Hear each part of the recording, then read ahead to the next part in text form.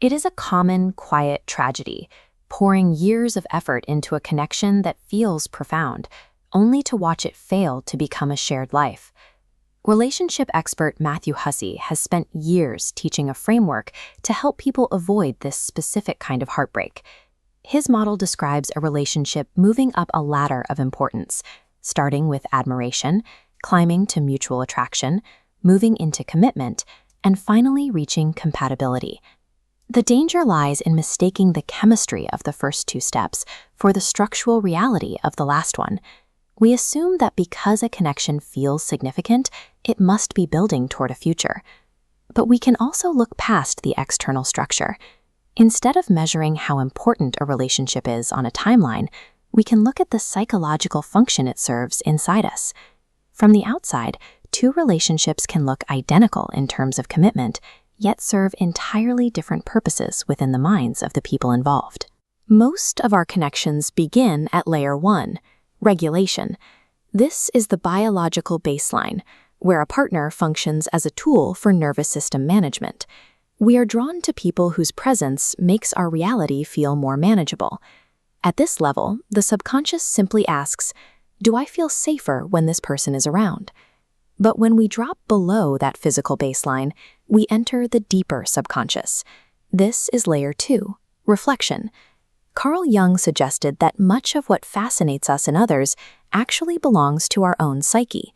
People become mirrors for what we haven't yet seen in ourselves. We often feel a magnetic pull toward individuals who possess the very traits we have suppressed or rejected in our own shadow. Here, the question changes to, what part of myself am I seeing through this person? In this light, the intense spark of early attraction is often an act of unconscious self-recognition rather than a signal of romantic destiny.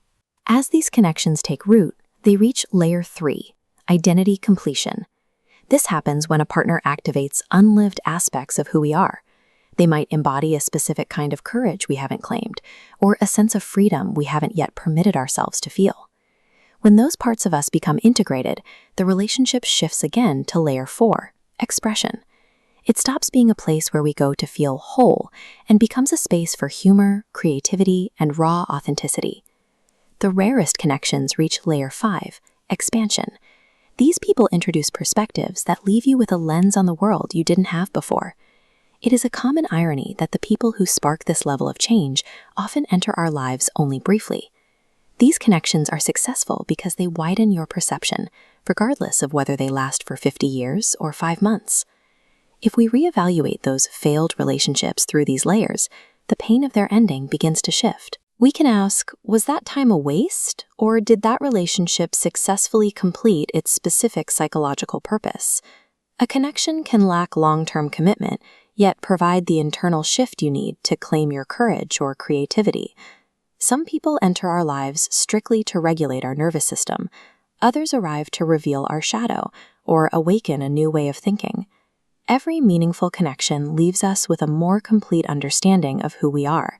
Through the mirror of another person, we finally see ourselves.